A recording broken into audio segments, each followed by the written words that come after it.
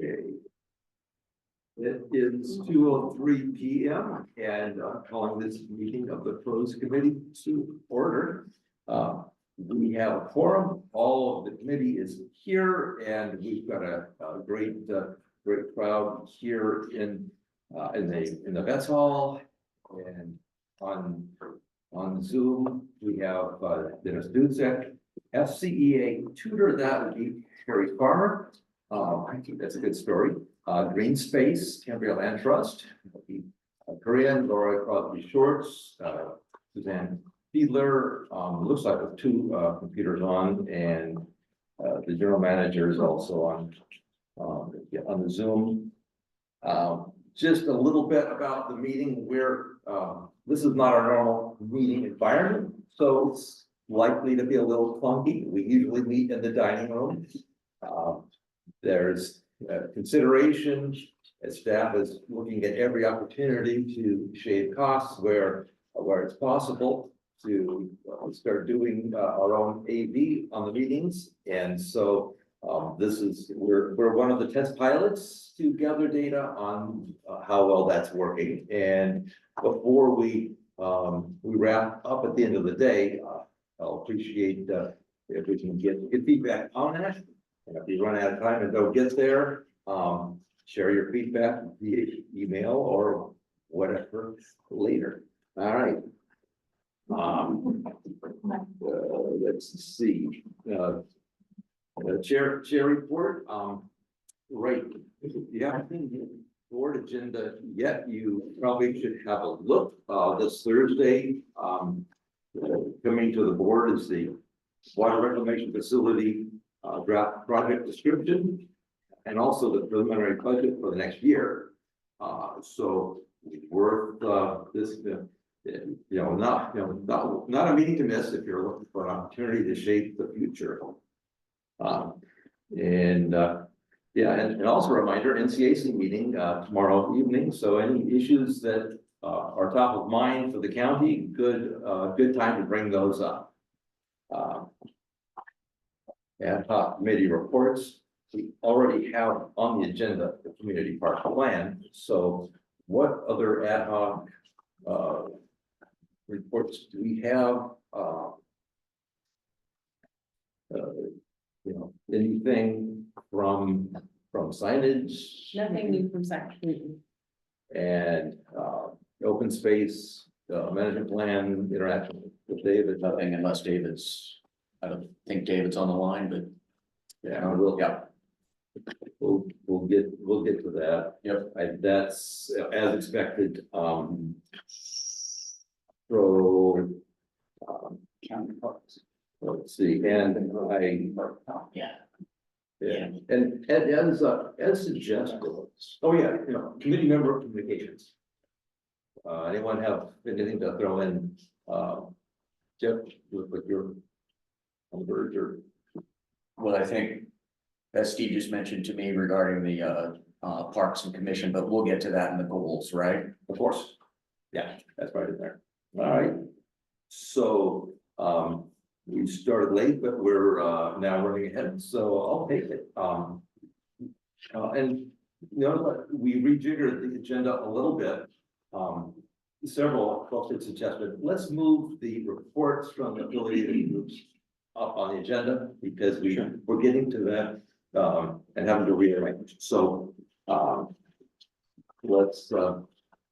Can I make a best question about that section?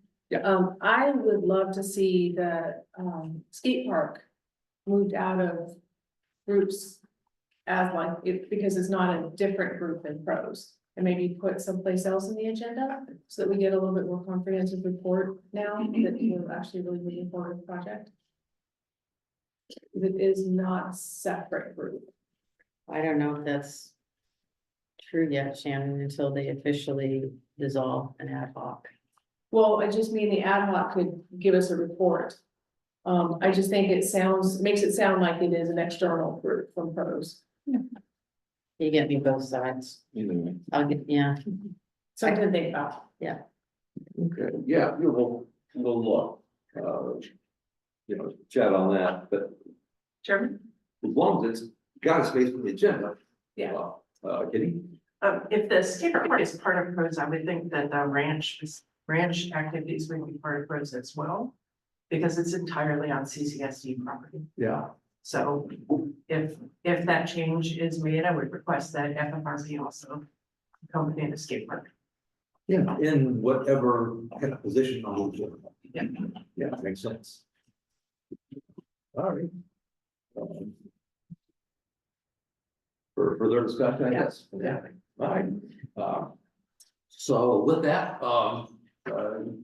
Kitty, the floor is yours, and right, there is the microphone at the podium, so it would be helpful if you come up and, yeah, move chairs out of the way. Yeah, I do wish I was a little taller in this meeting so I could see everybody. So thank you. This is the report from Friends of the Fiscalini Ranch Preserve. Annual visitation to the ranch, I can now confirm, is around 440,000 visits, according to our trail counters. For comparison, in 2023, Cambria saw about 586,000 overnight visitors. So it's quite a substantial. I know most of them are Cambrians, a lot of them are Cambrians, but a lot of visitors as well. So a huge number of visits to the ranch. That's only the West Ranch.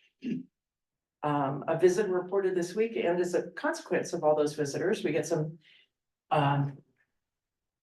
untoward behavior. A visitor reported that a group of men were collecting bags of unknown substance from the North Bluff, from over the top of the North Bluff. And I don't know whether they were collecting algae, which I believe is legal, or if they were collecting rare plants, which is not legal. So that happened yesterday. So I got the report on that today. I'm very grateful that the people of Cambria report these things, because, you know, even if David Gary's crew was out there all the time, they would never see everything. And we have many people out there who care about the ranch and know the way it should be treated. So speaking of which, weeding is ongoing and never ending. We're grateful to our volunteers who are taking part in the weeding, and to David's crew who have helped substantially with that effort and made the crews much more effective and happy with their work, because they didn't have to carry things as far, they could put them in the trailer. The Upper Salinas Las Tablas Resource Conservation District is prepared to grow and plant 500 plants on the ranch that are native plants like toyon and the local ryegrass. They just need a signature from CCSD as a landowner to allow them access to the ranch. They know that the ranch is open to public access 24 hours a day, 365 days a year, and yet they still need to have a signature on this contract. I've been unable to get any response from David or the general manager on that. So if anyone has any tips on how to get them to do that, I brought 2 copies with us today, hoping David would be here and I could get him to sign it, but not gonna happen, or at least I will keep my eyes open in case he comes in late. There's several things, you know, Matt's queuing up, we'll come back to you. There's kind of 2 action items already to follow up on. I'll, you know, roll ahead. Okay. And then we'll come back to the. On Saturday, June 15th, the work party met at the dog park to do the annual maintenance on the trees that FFRP planted in 2021. We got a grant from the SLO County supervisors to a beautification grant to plant these trees. And we've been giving them intermittent care. Some of them are still surviving. Some of the oaks are doing well, some of the big leaf maples, so they will provide shade and some beauty, and if we're lucky, a little bit of windbreak out on the ranch. We're gonna be holding a pop-up sale on July 6th outside the Bluff Trail, South Bluff Trail entrance. There are 5 distant walks coming up, and Moonstone Cellar is featuring FFRP as their charity on open mic nights, which the next one is tomorrow. So the 1st and 3rd Wednesdays of the month. If you want to have some entertainment, the mic nights are they're really fun. Of course, it took this to get me there, but they're really great. So thank you, and did you have? Yeah, hey, stick around at the podium for a minute. So on the black bags, I walked in to hear David talking about somebody put 6 or so black bags full of invasives in the black trailer.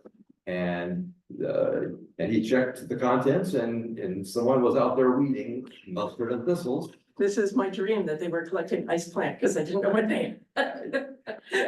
That's great news, and I will let that public person know that the person who reported it, that they were very likely collecting invasives because we found extra bags of invasive plants. Oh, that's great. And we Thank you. know, you know, the folks that are volunteers that like to come out on a la carte, and we know it wasn't them because they always bring the baskets. Yeah. So. It'd be nice to find out Guerrilla weeders, I'm all for who that. this mask. Yeah. It's like if we only had more. You know, is, and back to getting some approval for the Upper Salinas Los Cabos, RCD for, if they're going to plant or deliver to us. They're having the plants grown at a grower that I chose, which species I chose. They'll bring the plants here. They will supply labor to plant them, although I told them that our volunteers would probably wanna help with that. Yeah. It's like, you're taking away the funnest part. And then they said they would help with care for the plants, but we'll see how that That kind goes. of bridge is fabulous to build. Yeah. My hunch is this doesn't need to come to the board, but we'll, Someone from CCSD has to sign it. I How does it behoove the goals of the Los Cabos people to plant natives on our property? They have a grant to support habitat for pollinators. So these are all species that support pollinators. And they have apparently a quite large grant and are looking for places to do this. And so if there are, if you know, public ranch owners or landowners who are looking to beef up their habitat, get in touch with the Upper Salinas Los Cabos Resource Conservation District. Go back up, so I'm gonna ask Matt, our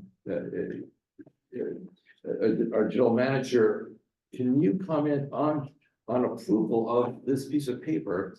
I guess we need a signature and maybe you're in town or maybe David's around. I know David is out there with Husqvarna right now, so. Yeah. He's not in any place we want to get signatures. And maybe you delegate to one of the directors, such as the pros chair to sign such a document. I don't know.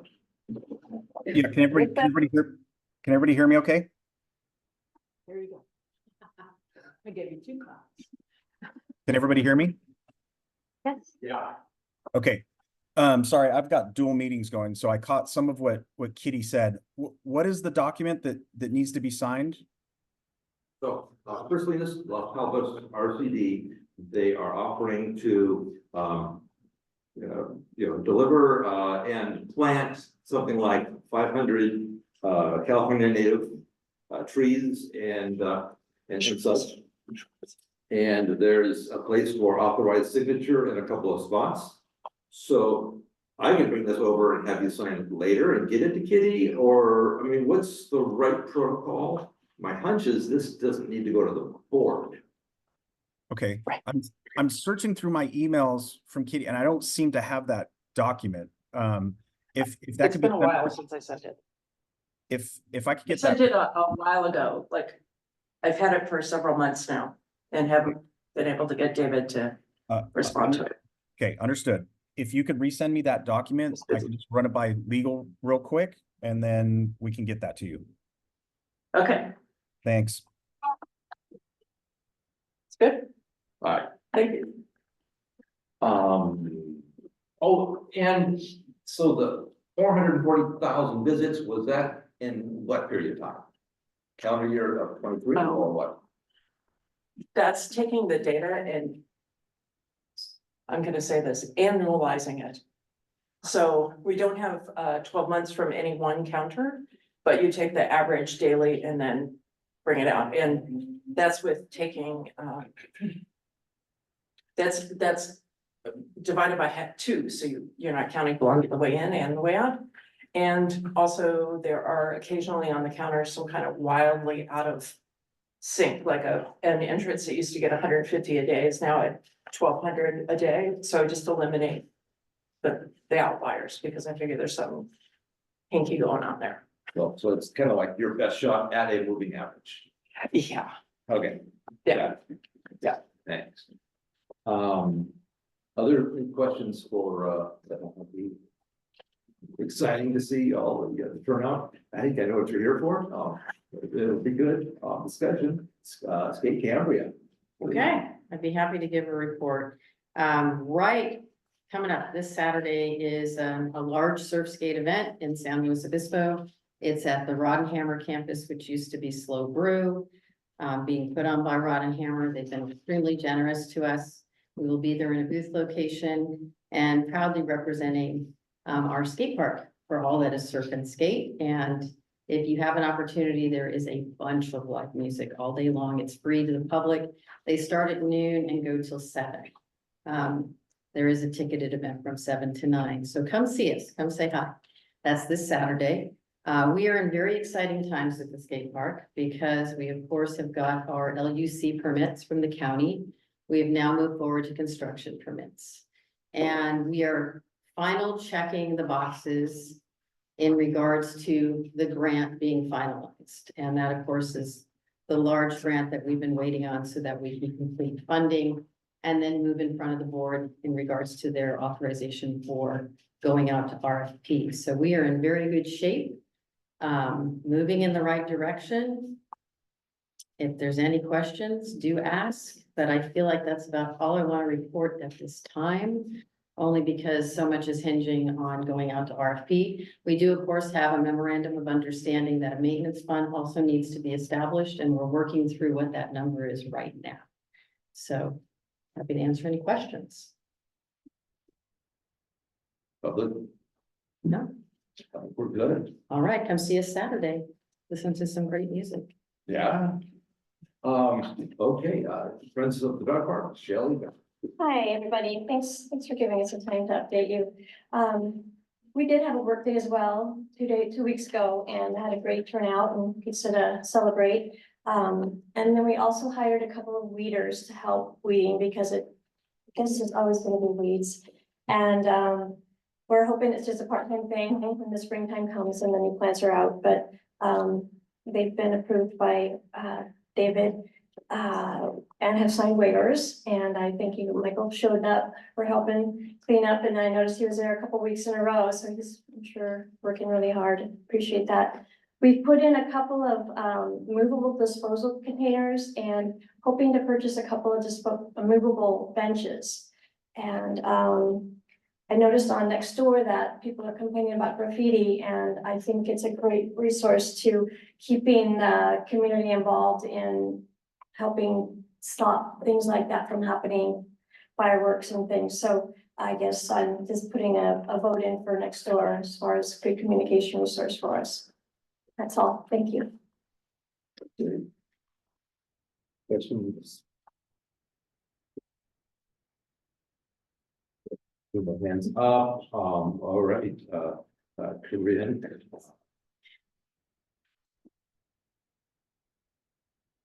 Can you guys hear me? Can you hear me? Hello? Bye, Brandon. Hi, thanks.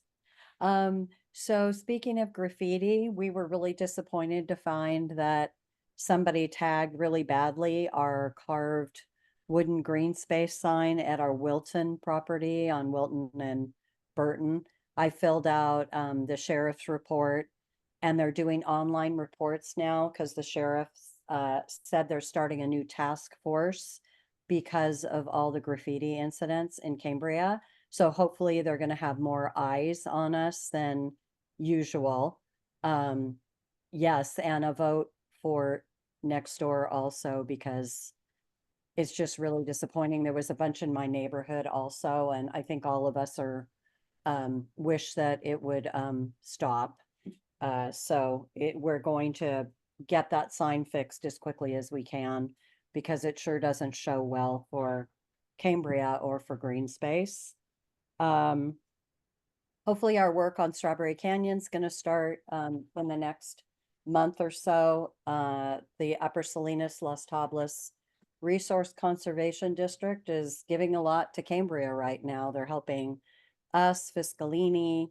They're at Rancho Marino right now, finishing up that fire break, and we're hoping to start our fuel reduction program in Strawberry Canyon by mid-July. We also are going to be getting some pollinator plants from them. So thank you, Kitty, for mentioning that. We're going to have some events starting up. We're doing another event at the Creekside Reserve on July 13th. We're doing a lunar experience. We're partnering up with Bjorn from Central Coast Star Party and going to have a live lunar projection, some short films, and lots of telescopes. So I just put the advertising out on that. We're doing a second bat event on July 31st because we had so many people on a waiting list from the last one. So hope you guys can join us for that. Also going to be starting a speaker series in July, speakers and a couple of music concerts. We're also working on signage right now. So you're going to be seeing new signs at Creekside Reserve and at Strawberry Canyon in the next 3 or 4 months. And what else? That's about it from Green Space. We're busy, happy, and grateful for all of your community support. Fantastic, thank you, Corinne. Questions from committee, questions, comments? Public, hands on Zoom. Moving to Forest Committee.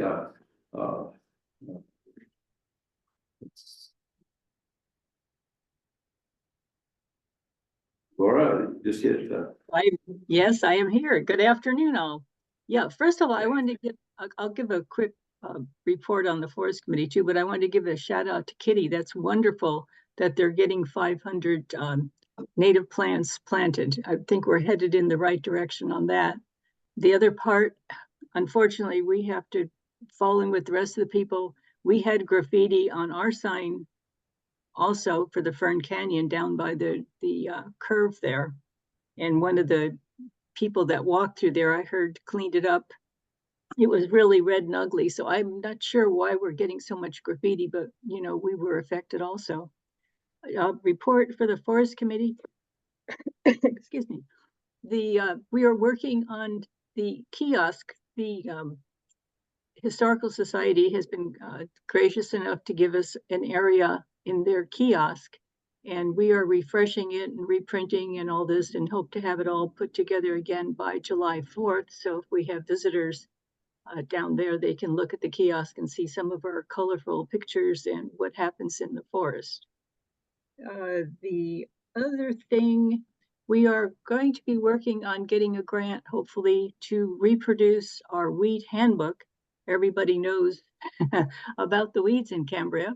We did a weed handbook a while ago, and we've asked for donations for some of them, which were received. Some of them we have given away. A lot of times if we have a new person in the community and I bump into them, I'll give them a weed guide so they know what's happening.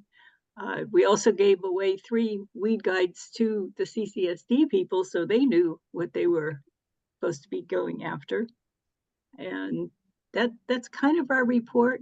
We've been listening to some of the people that have had currently or have had the work done on their property by some of these grants. And from what I'm hearing, you have to watch those workers really carefully. I mean, they're not botanists or anything like that. They're hardworking people.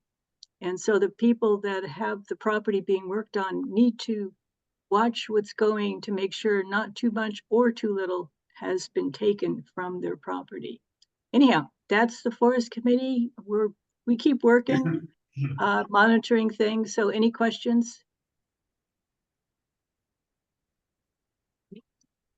Committee, public. Not apparent, thank you very much, Laura. The Land Conservancy, we don't have Haley or Daniel on the Zoom, but you know, the copies, Laura was so kind as to bring a copy to our last meeting, so I gave Daniel a call and he I asked when I'll be able to find this on the website. He said, well, I can't say for sure, but I'll send you 5 copies. So here you go. Very informative. And Rancho Moreno, I do not see Keith, so I think we're done from now unless I'm missing something. Right. So public comment on whatever is not on the agenda. No, I'm gonna do it under, pros call. They didn't recognize my hand before. So I should just check. Yes, someone's off. Well, maybe, That's probably what it was. Okay. In my edges, everyone's here to talk about what's on the agenda. Yeah. Any one last chance, any other public comment? What's not on the agenda? Then moving Matt, and I'll just give my briefest of observations since I had a chat with our facility manager and resources manager about an hour ago, but yeah, he was all geared up with the weeding outfit, and he is it is true are like full bore after the CCSD lots and the clearing. That's what I've heard. Matt, to you.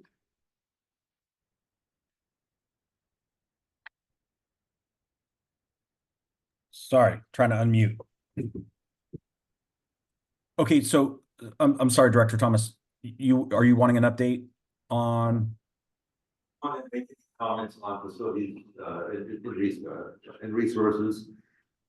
Do you have any F&R business that you want to share? So like you mentioned, David is working diligently on the CCSD lots. He has a corrected timeline. He believes he will be able to meet the July 15th deadline. As mentioned on the board meeting,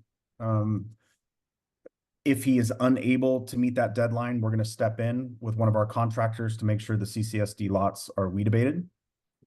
So we're doing well in that aspect, and they've been out there almost daily trying to get those lots weed abated.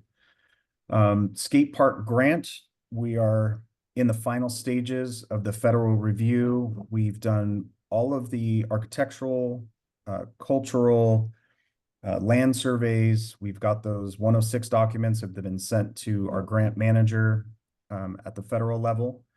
We're waiting for a final report from our consultant Cogstone. And once that report is complete, we'll be submitting that to the grant agency. And hopefully we should clear for funding some point in July, potentially. And once that's funded, we can start bringing it to the board with our maintenance plan for the skate park, which is a requirement before we go out to RFP, is that the community council and Skate Cambria have to show a maintenance plan. And I've been working with Miss Amadei on that as early as today, finalizing some of those documents, which include surveys from other local skate parks and skate parks of similar size to our community. And so we'll be bringing that to the board to discuss amending the MOU that will more clearly spell out exactly how much we'll need to have in reserves for maintenance that will end up being transferred to the CCSD to manage those maintenance funds. Once we have that completed and we do get funding from the federal level, we'll start the RFP process. So that's about the update I have there. I spoke with the public restroom company last week. We worked out the terms and conditions, which was a holdup between our legal team and theirs in terms of the terms and conditions of the purchase. We have those terms and conditions worked out. The timeline does not appear to be extended at all, so we should see delivery of the restroom between January and February. In consultation with Jim Green, there are some concerns about that delivery date being appropriate. Because the restroom is trucked in and a part of the purchase is trucking it in and craning it from the truck to the site, we're not going to store it while we wait for the site to be prepared. If the weather isn't suitable or our pad is not suitable for it to be placed, whether that be too much moisture in the ground, it's not compact enough, we have to make sure all the geotechnical studies come through, we might target March or April for the most appropriate time to place the restroom, depending on weather. So there's a rather large window for that restroom delivery, weather contingent. And that's all I have really for updates, unless you can joggle my mind if I'm missing something. Right, yeah, and we had, regular business 6A was update on the restroom. Matt's addressing that here, so any questions that any of the committee has for the GM, Shannon? Lots of questions. I- So my first question is that we're asking that we have a regular update on the bathroom, where it is as far as the whole process is concerned. As a normal course of business with pros every month. And to that end, I think most of us are kind of wondering what we are doing to get ready for the delivery of the bathroom. So can we go ahead and get the site ready, plumbed out, the base laid down? I think from what I've found out, the actual base of the structure comes attached to the structure, so we have to provide some sort of platform for it to go on. We don't know anything about basically what's happening with the bathroom as far as what we're doing to set up to be ready for when the bathroom is delivered. And then even in April, it's even more likely that if we have rain, that area is going to be really saturated, wet and muddy. So getting it to the location is going to be pretty tough. Like, what plans do we have? Again, the plans are all weather determined, so essentially we'll work with county planning and getting the geotechnical done into the county to make sure that it's the right time. As far as when we start prepping the site, again, we can't start prepping it too early, because if we run into weather, that becomes an issue and we have to do it again. Jim was running late and wasn't sure if he's going to be able to make this meeting, so he would have some more details on that. Once we get close to prepping and trenching and running the pipes, I'll bring a plan, an updated plan, timeline to pros. But right now we haven't even begun that process to start trenching or to start preparing that pad, because I believe it's way too early in the season to do that without having to redo it, if that makes sense. And just so that we're really clear, the bathroom now has been ordered, like officially? It has, yes. So initially the PO was punched out on April 1st. However, in the background, we had some issues with the terms and conditions and getting that through legal. At one point, what we were trying to do was a design build, which had to do with installation and purchase within the same contract. We can't do that. So we have to separate the installation from the purchase, which means the contract changed.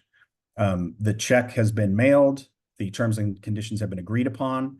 And while there was a delay in the PO getting punched out, after conversations with the public restroom company, there is no delay in terms of lead time. Does that make sense? And then we can expect either Jim or you to give us regular updates on the bathroom? Yeah, as much as we have, if nothing's changed between now and next month, we'll give a status quo report. But once we have a timeline on when the trenching and not foundation, but the pad preparation is underway, we'll definitely give an update. And At your point, Shannon, I'll keep it on the agenda. okay. Yeah. Matt, No, this- yeah, Matt is Jeff, in terms of the preparations for trenching and piping and stubbing all that, and maybe, I'm not sure about what actually needs to be done to prepare for, like, I'll use foundation, for lack of a better word, but would it be unrealistic to think that that could be done before the winter starts? And the trenching and all that, because I'm just thinking that if we wait to do that until January or February, we're stuck. It's not gonna happen because it's gonna be too wet. So while we've got good weather, we can get all the tough preparations done. And then it's just simply, maybe good or bad, keeping our fingers crossed that it's not too wet a winter and we're able to plop that thing down in end of February. But at worst, that if it's at the, April timeframe, we've got everything in place, ready to just plop it down and go. So hopefully my question is clear there in terms of, while we have good weather, do the trenching and stubbing and preps. Yeah, I think some of that potentially could be done without any effect on the weather. So, and again, this is not necessarily my forte, and Jim really would be able to speak to it better than I can, but I imagine that trenching could be done and the pipes and that and everything be ready at the site. It's just the actual foundation or the pad that may have to be delayed until the right time. But I don't want to speak to when that's going to happen, and that's really the experts when it comes to, the installation of this between Jim and working with PRC. And in an agenda packet that I have printed from 1 second, from October 14th of 2021, when it comes to the restroom, they have some very specifics on what needs to be done prior to that landing. And so I'll go through and review that, and perhaps the next pros meeting, I'll send this agenda packet out that had all the specs for the restroom and what needs to be done before that restroom is placed. But I wouldn't want to misrepresent exactly what has to be done and what the correct time frame is to do those things. But it's on our radar. We're definitely, that's not going to be our hurdle. And after talking to Jim, it's going to be pretty easy to trench in all the plumbing, electrical. That's not going to be overly difficult. Jim doesn't see that as a barrier at all. I think the only thing we're really concerned about is the weather and the pad.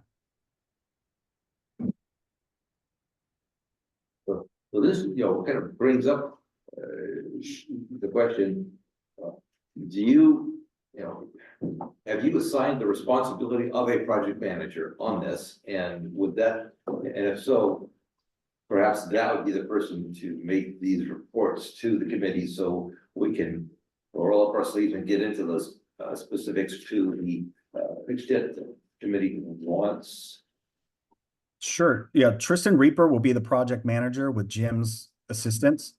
And once we have a more thorough update for you, Tristan will be able to update you on the timeline for that. And construction sequence, such. Correct. Another question. Yeah.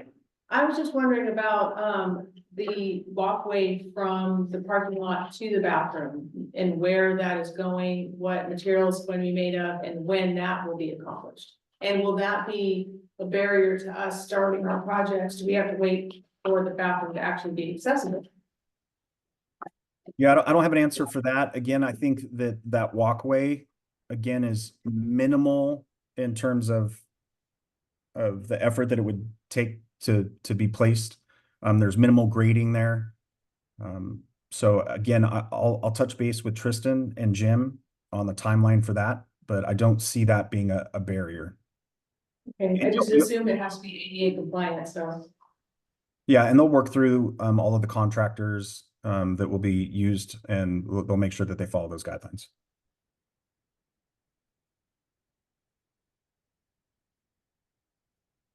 The question is, any questions from the public on regular business topic 6A? East Branch Resident or facilities and resources.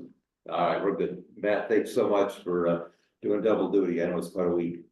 No problem. My pleasure. Thanks, Matt. Okay, 2:43, that brings us to the consent agenda. And before someone moves, the question is there, and thanks to Jeff for these, great minutes. Are there any, anything wrong? Any mistakes, errors, omissions? Then let's hear a motion. I make a motion that we approve the minutes. I'll second. There we go. Shannon has moved, Julie has seconded. So Shannon? I, Aye. Aye. All right, we have five ayes. So the consent agenda is approved. So thank you for that. And that brings us to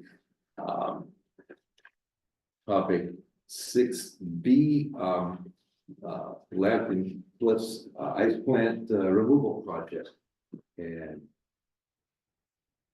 this thing on the screen back, I don't know what is there. All right.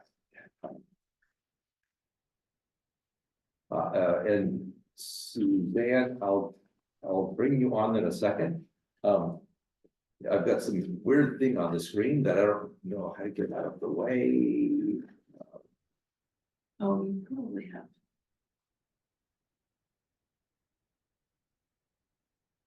Yeah, thank you. Yeah, Suzanne's on the line, and I just wanted to introduce this, as most of you know, I volunteer quite a bit in terms of removal of invasives from the ranch, and I've got one of my favorites is the removal of the ice plant. It is really a hazard in terms of bluff erosion, contrary to some of the popular beliefs. It in the long run accelerates the erosion. So just imagine my excitement. I think it was April 24 of last year. There's a next door posting from Suzanne Fiedler. And it's kind of like, is anyone interested in helping on ice plant removal project in Lampton Cliffs? So I couldn't hit the button fast enough. And so, yeah, she's taking the lead for that. So I'm pretty excited about that. And Suzanne, with that lead in, I'll ask you to make your pitch with the pros committee.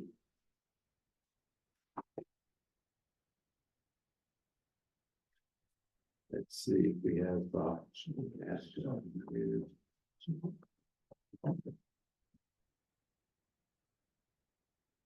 Can you hear me?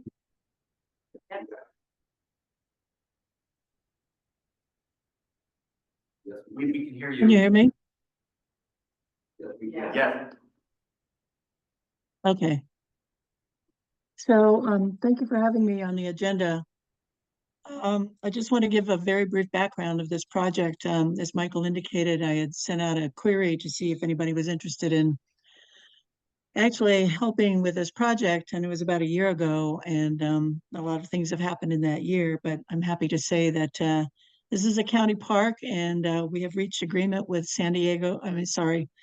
old habit, San Luis Obispo County Parks and Recreation to establish an adopt a park status for Lambton Cliffs.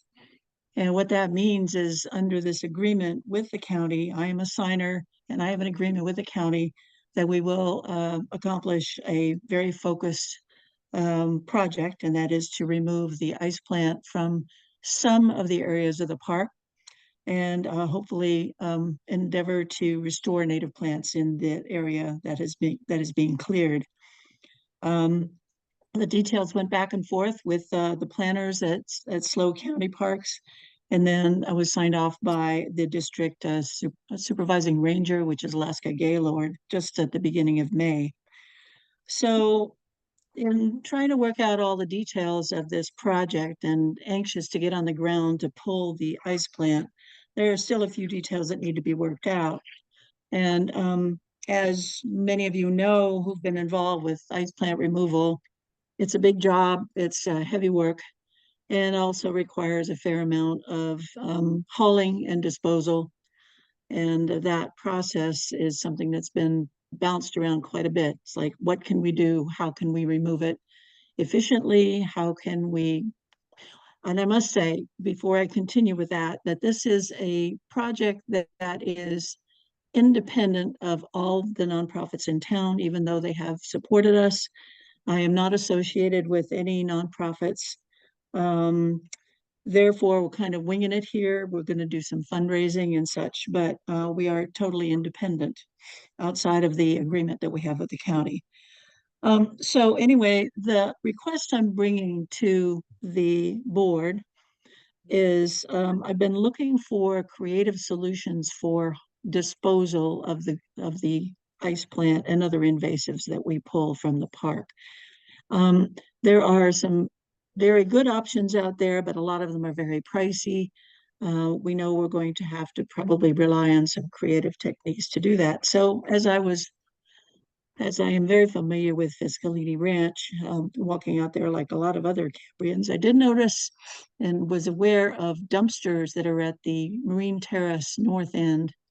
And I checked about the availability of those dumpsters and thinking that maybe it's possible for us to remove the material from Lambton, take it over to those dumpsters and have them removed by whatever the schedule is, is already set. I asked if those dumpsters were actually used on a regular basis, how busy they were, was there a capacity for the uprooted ice plant to be put there.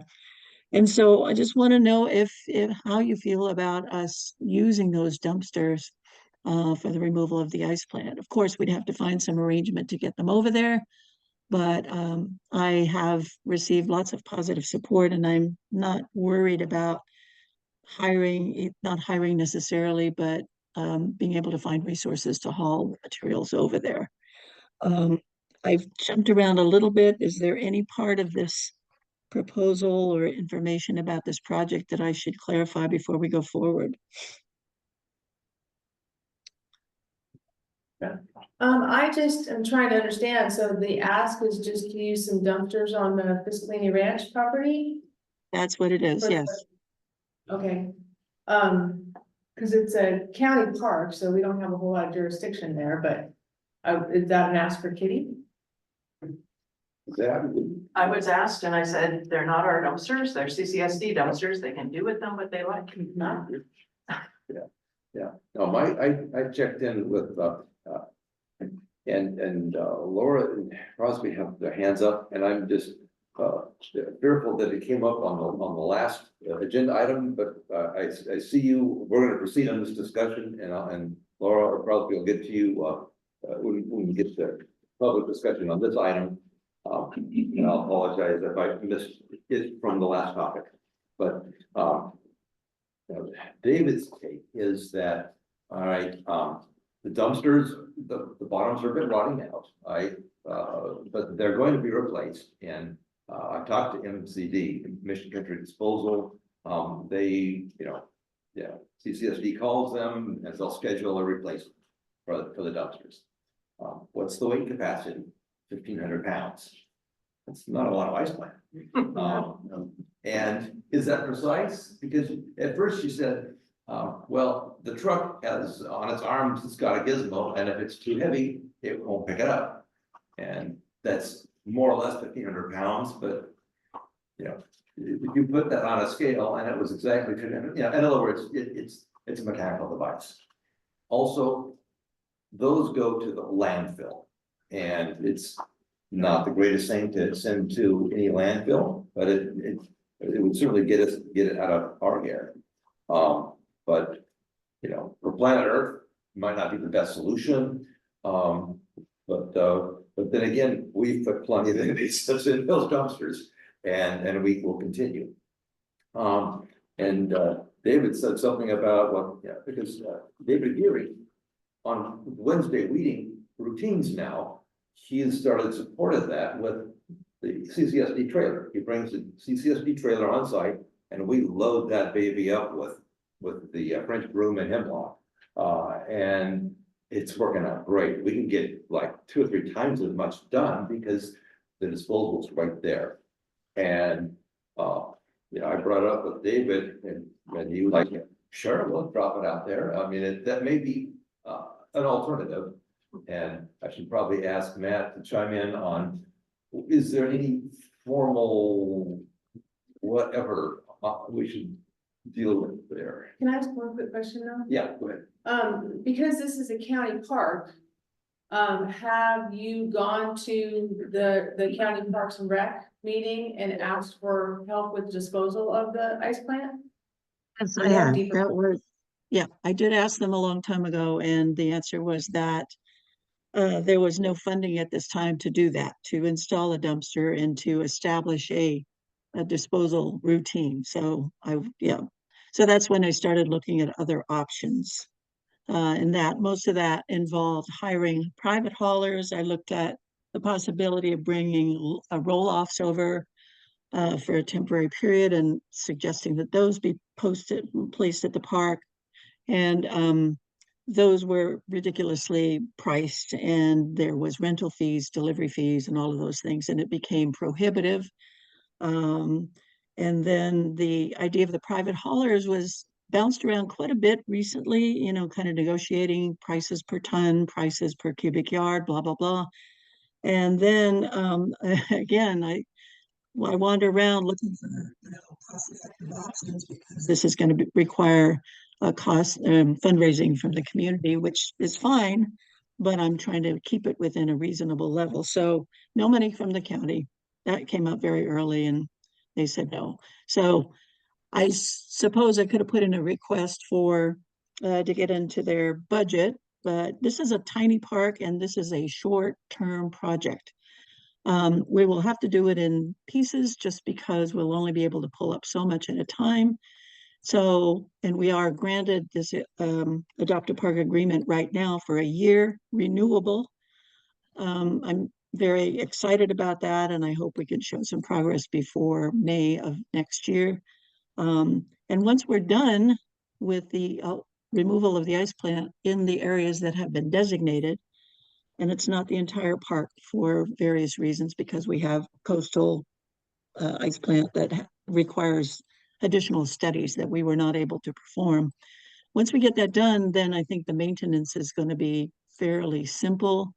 We will have established a group of people who are, I'm sorry, I'm digressing just a little bit, but just so you know what our plans are for the future. So I'm just concerned about getting this done for the initial part, and if we can get it done quickly within a year, or maybe a year and a half at the very most, then I'm not even going to need those dumpsters. We will be able to find other methods for disposal because the amount that we're going to be pulling out of the ground will be smaller, much, much smaller in volume. And I don't mean to suggest that I'm not in support of this. I am. It sounds great.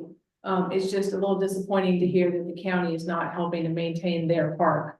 And so maybe we could, when we go to the county Parks and Rec meeting, we could say something about that.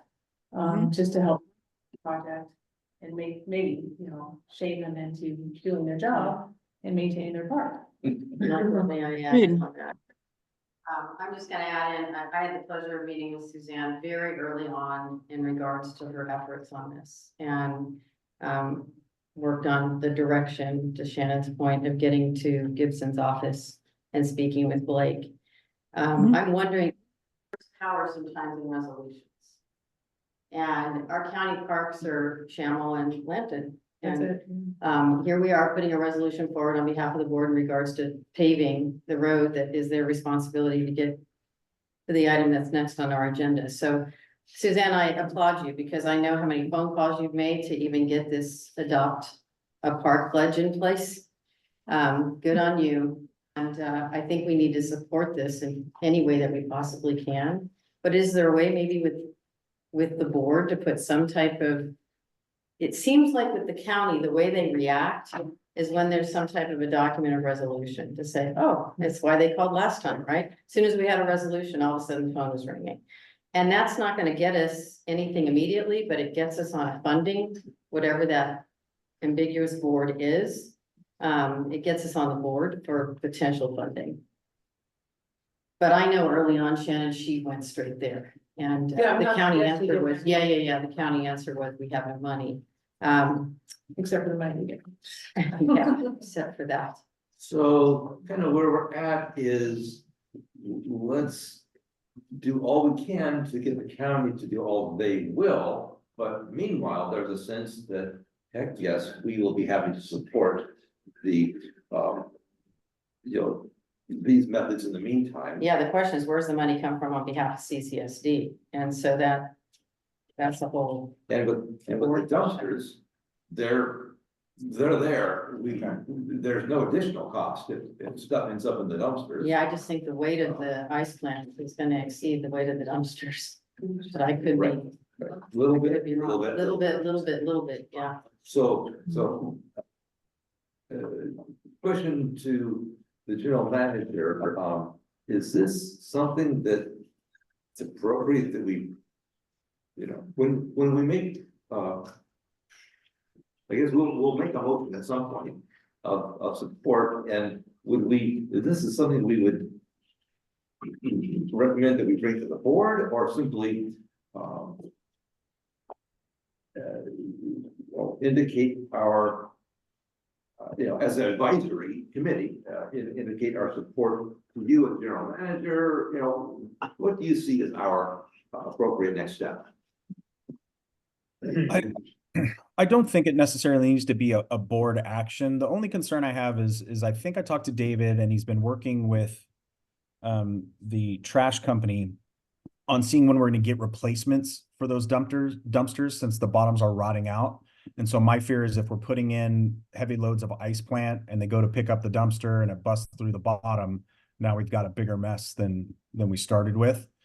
I don't think those dumpsters are ever utilized to the rim, so I don't necessarily see it as a problem. I think the CCSD and myself and David could agree to allow them to use the dumpsters. I guess it'd be nice to know exactly how much we're talking about in terms of ice plant at any given time. I'll connect with David to see how often those dumpsters are picked up, and then try to find out where the status is of their replacement.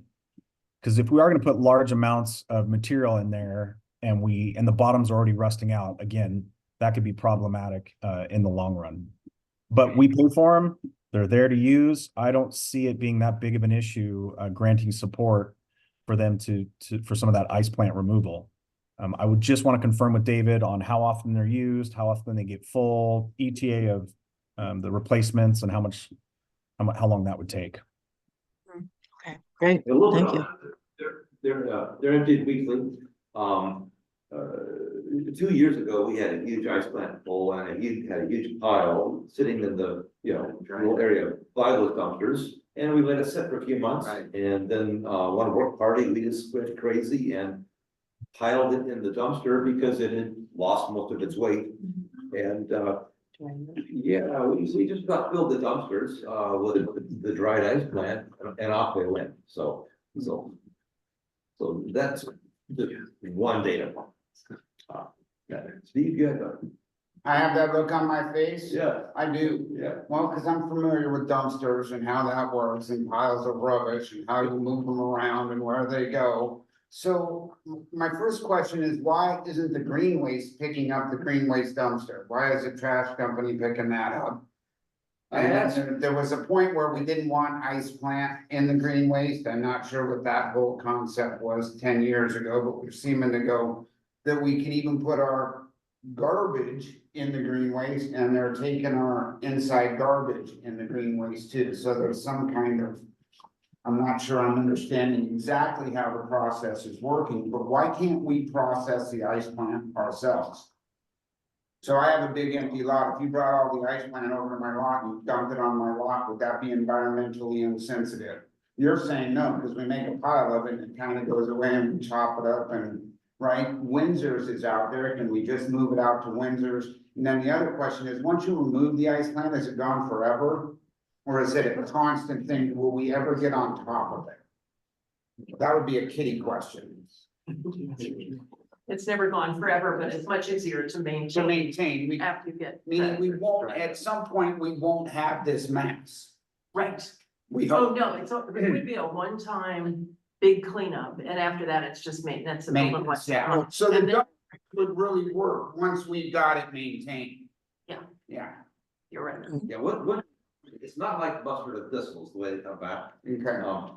Little bits come back and you can easy to, yeah. Now, what we haven't talked about is the concept of, you know, David said another solution is roll the trailer out there. The trailer, that can get hauled to, zones, and the fee is $120. You know, for a large load in the trailer. That's way more efficient than whoever's gonna be driving a truck back and forth onto the ranch to get to the dumpster. It's probably a better solution. And so, you're talking about the ranch, we're trying to talk about Lampton. Mhm. So I think we can use our guy to help Lampton. perhaps, then that's a question to Matt. I Well, brought it that's up. why I'm saying it's a CCSD. Yeah, I brought the question up to David. I asked him, you know, about the dumpsters, and his reaction was, sounds like you can do it. Sounds like a lousy idea. It's gonna go to landfill. And by the way, Michigan Country Disposal does not have green waste dumpsters. And the dumpsters all go to the landfill. So. So this is a silly question, and forgive me. Can you shred it? That's what they do, I believe, in Stick and Stones. Okay, because why can't you shred it on site? Like, wouldn't it be a lot easier I think ice plant and succulent do something weird when to you shred it? the shredding Right. thing. I think you'd end up with more ice plant if you cut it up in little pieces. Right. They're, you know, You don't want to. you want to take it off. I'm just trying to find a way to not transport it, you know what I mean? Yeah. Like you can't teleport it, like something amazing, you know? Yeah. Well, the cost is gonna fall on CCSD, so really, I mean, I think you're hearing us all behind this. I think this is fabulous. Volunteers are helping the county. I mean, does it get any better than this? It's awesome, but it's a matter of just the cost to dispose of it. And I don't support having the cost fall on the CCSD. Of course. I mean, if there's a dumpster that's already there, that isn't costing us anything, that's an ideal. And maybe we just try and accelerate the replacement of those dumpsters. And have them start picking them now. And Lampton, so they can dry out, so it's easier to transport the dumpsters. I don't think it's almost like a table, not table, but agree that that's in the interim, that's a method that they can use. Slowly put it into the dumpsters. Yeah, And let them put them in the dumpsters, yes. I would also suggest that maybe they do like you guys were talking about it, let it dry before you put it in the dumpster. Mhm. Yeah. We have that written into the agreement that we're allowed to leave the uprooted ice plant on the property for no more than 14 days before it has to be removed. And also you may have, I don't think I heard everything clearly, but you may have hit the right answer in terms of disposal. I did check with the county on disposal of ice plant, and it may not go into green waste. It has to go into the landfill. So since those dumpsters are meant for landfill disposal, then that would be a good place for the ice plant to go. So I was unclear on that too, but it has a lot to do with the processing and the shredding of the ice plant when it gets to the green waste disposal. Yeah, we'll make a motion in a minute, but listen, we also have hands up on Zoom, and Yes. Laura and Crosby. Is this on this topic, or did I mess up on the prior topic? Yes, Chairperson, our hand was up, actually was for the general manager's report. And I just wanted to ask a question. It seems like we're having trouble meeting the deadline to deal with the environmental parcels that CCSD owns. And I'm just wondering, was it a really good idea to take those gentlemen who are out there working in the field and put them into cleaning toilets. It just seems to me that we could really get those guys trained to do the outdoor things that they were hired to do and keep a company that's what they want to do, and that's what people hire to do that. So that respectfully, that's just my question. I Sure. mean, if I if I was out there working in the field, I mean, I love going out there pulling Cape Ivy or even hacking stuff, but I don't want to clean the toilet. So just a question. Sure, I can address that. So when we eliminated recently the services of Always Clean that cost the district anywhere between $3,000 to $3,300 a month, that was by eliminating that we were able to hire a third maintenance technician. Now, facilities and resources has been, in a perpetual deficit. So we are looking for ways to become more efficient and to save that department monies. And the amount of time that are dedicated to the restrooms is a fraction of their overall commitments to the district. And so the weed abatement issue has been complicated by equipment failures. And obviously we have a lot of lots, a significant amount of lots in the district, and we're experiencing immense amounts of growth. So we're operating on as little staff as we can to get it done. And if we need to step in and hire a contractor to meet that deadline, we'll do it. David gave me an update saying they should be able to meet the deadline. But the eliminating of contracting is one of the reasons we're trying to pull ourselves out of a deficit in that department. And we cannot continue to contract, which ends up being more expensive. The amount of contracting we did in the past for lot maintenance, if we're looking backwards, our facilities and resources crews never weed abated the lots in the district. We contracted out almost $80,000 a year to weed abate our lots. That was never done by F&R staff. So in order to bring our budget back in line, to not be in a deficit, to not go before LAFCO and have them recognize that our maintenance of the ranch and our open spaces are plunging the CCSD into a deficit, we have to become more efficient, which means we have to ask our crews to do a little bit more. And while nobody likes cleaning the restrooms, traditionally that's in the scope of a maintenance technician. I don't find it to be degrading. Yes, it's not ideal. We don't, we all clean restrooms in our houses, and these guys wear the insignia of the CCSD with pride. And so they treat cleaning those restrooms with the same amount of pride as they do in any other aspect of their job. But the restrooms does not correlate to why we're not able to keep up with our lots. We just have, and we continue to have a significant amount of these lots that need to be addressed each year. And the weather and the regrowth this year has been problematic. But I don't anticipate the CCSD taking a step backwards and going back into a deficit by contracting out restrooms or lot maintenance, and things of that nature. And that has been asked by several folks, so I appreciate your comprehensive answer. Laura, was there a follow-up question on that? I'm sorry I didn't mention you, but that'll be a separate issue.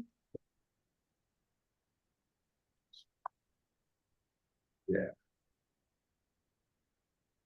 Okay, so and thank you, and again, apologies for missing the hand.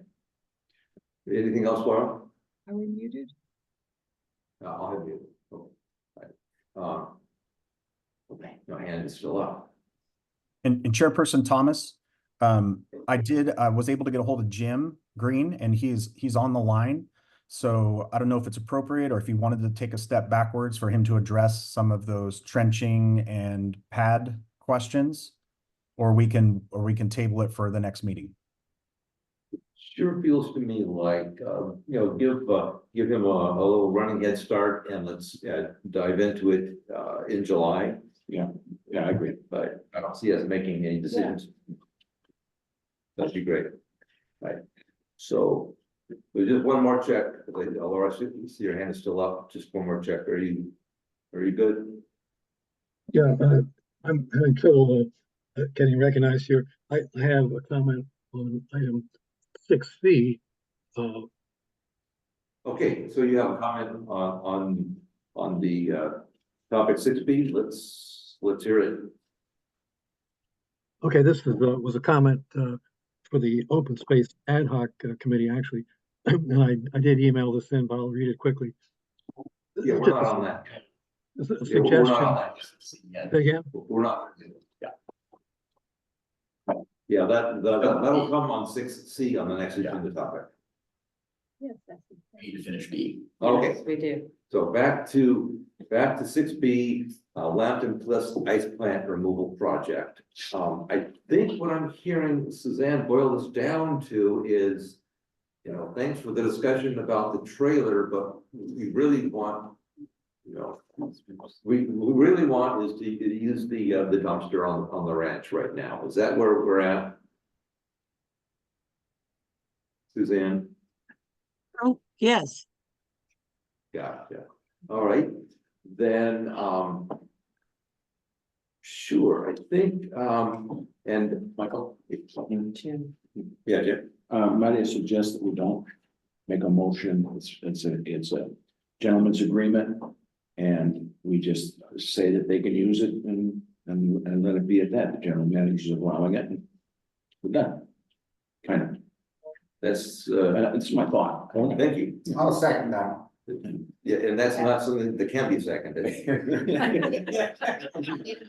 I'm happy to make a motion. Yeah, and you're speaking as if we can make a gentleman's agreement. We don't approve things. It's not our role. Right. So let me just check back in with, if you want, with Matt. Would it be useful, Matt, for our meeting minutes to indicate that we moved to support this project by recommending to you the use of these dumpsters? Yeah, I think that'd be appropriate, just to note that and I'm sorry, Suzanne, I would say your last name, but have Suzanne work with the general manager on the details along with David Aguirre to make sure that the dumpster is able to handle the material and call it good. Fantastic. So yes, on that. Can I make a motion Excellent. to- Thank you very That's much. how I said it. I'd love to make a motion. So the motion is to simply give recommendation to be able to use the dumpsters for use of the ice plant disposal. I'd second that. Okay. So Julie has moved and Jim has seconded that we recommend the general manager to support the use, the use of the dumpsters for ice plant removal project at Laughing Cliffs. And the minutes should show it. Aye. The minutes should show that. Judy. Aye. Jim. Aye. Aye. Aye. 5 ayes, fantastic. Thank you, Suzanne. It was well done on your part, a little messy on my part, but we Thank got you. there. That's And a quick Great. question of Susan. Thank you very much. I appreciate all the Suzanne? support we've gotten from the all the different committees. Thank you. Suzanne? This is Jeff Wilson on the committee. A quick question related to Lambton. Are you involved in other aspects of Lambton Park planning with the county? Other aspects such as any particular project or? No, I mean, I know there are questions about the stairs being rebuilt and all of that, Yeah, but I mean, that, specifically the stairway. Oh my gosh. No. no. No. Okay. I'll call you one to raise you 3. Okay. Can I just add one thing now that we have a motion that's passed? Matthew, can we, it seems like it's logic to try to get the best condition dumpsters there. So if we can call waste management and get them to replace the ones that are rusted out with Mhm. newer ones, so it can at least handle the maximum weight that we can put in them. Mhm. Yeah, I'll work with David on reaching out and Okay. get on that. Great. Suzanne, thank you for your work. It's fantastic. Oh, I well. live down Terrace, so I deeply appreciate your efforts. Well, you're As very we welcome, discussed. and thanks to you guys for the support. It's much appreciated. It's gonna get us on the ground working a lot faster now that we have this agreement. Thank you very much. Thank you, Suzanne. All right. Okay, that brings us to, 6C, the pros goals update, progress report. And, Shannon, I'll try to pull that up on here, but everyone has a copy of it. So the,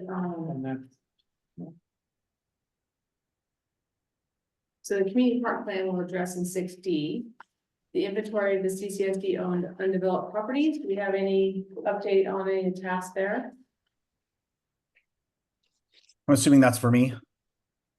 I guess if you're David. Is- Today, David there. no. Okay. Yeah, no, So that's, we don't have an update on that because the Forest Health Grant is gonna come into action early 25, which we're gonna be working with a contractor, and how we maintain those open spaces in coordination with how that grant is executed will need to be kind of fleshed out. I think I spoke with Chairperson Thomas and some of the folks on the committee about setting up a meeting with that contractor and what their goals and guidelines are going to be as a part of executing that contract. And I believe that contract is going to cover some of our district open spaces. So we really don't have a plan in place until the contractor comes and we're able to sit down and kind of see what their scope is. And then from there, I think we can start working on addressing an open space management plan. Okay.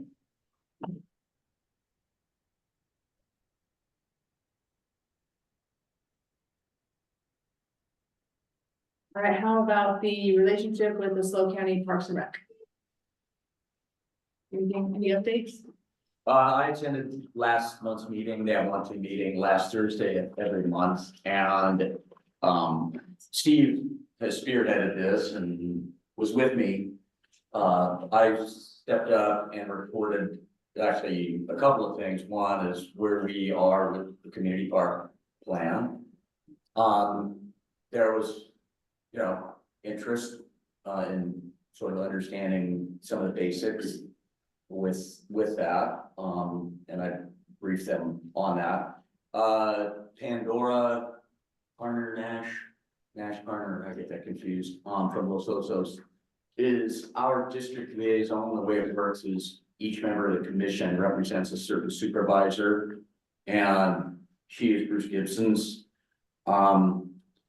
And so she is right now our key liaison to communicate with. I've been in communication with her several times since that meeting regarding the community park. There is a park plan priority list that the commission has that's in 3 tiers. There's a lot of projects on those plans. And so she encouraged us, asked some good questions. I got back to her with some more information. She encouraged us to draft up some basics to provide to Sean, who I believe is in the County Parks and Recreation Department. So the commission, it's interesting as I found out, the commission advises the Parks and Recreation Department in addition to advising the board of supervisors. So there's kind of a multi-pronged relationship that the commission has. It doesn't have any decision-making power, and they essentially have no money really. But I think we'll continue with it. Julie and Steve and I will continue to spearhead our ongoing monthly communications with the commission and update them on where we are with the county park. I also took liberty to update them on the skate park. They were all very, very stoked, pleased to hear about progress on the skate park. And I think that was it. Yeah. So just ongoing, continuing to do that. I think with the commission, given all the projects that they've got before them, it's going to be a slog, but I think we can continue to communicate with them and build that relationship, and that'll be a positive thing. Right, that sounds great. Steve? Well, I just wanted to touch tangentially on the Lambton stairs. You had mentioned that that's on this, the third maintenance or maybe just projects. I searched for it and it isn't, which is interesting and kind of was some of my question, but, you know,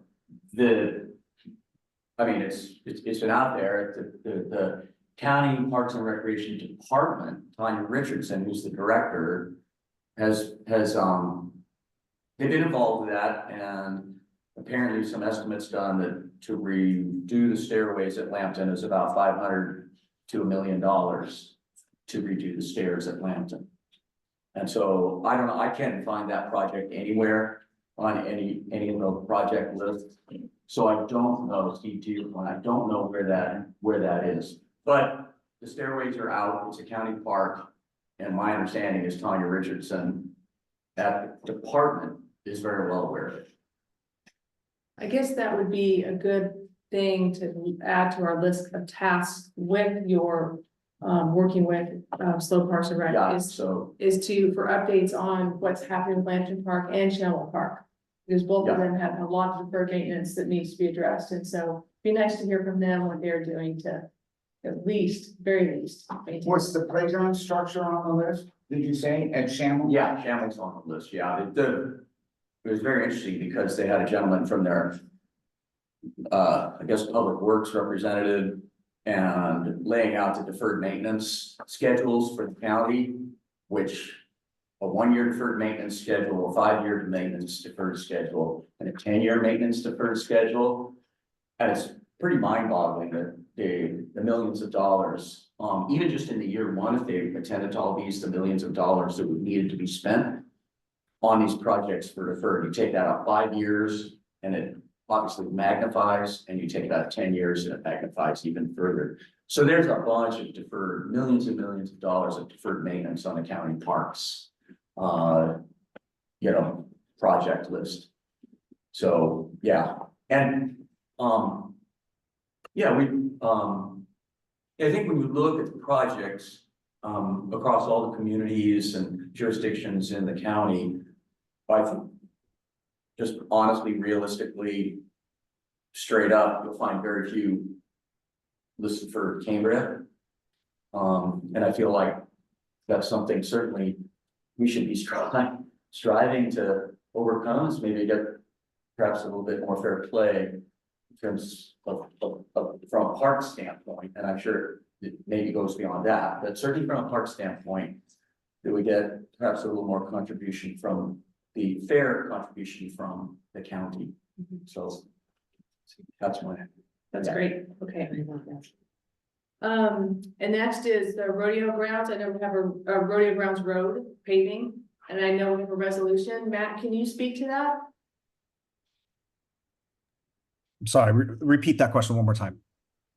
Rodeo grounds road, either the paving or whatever we're gonna be doing with it to make it passable. There has been a resolution with the county. Can you speak to that?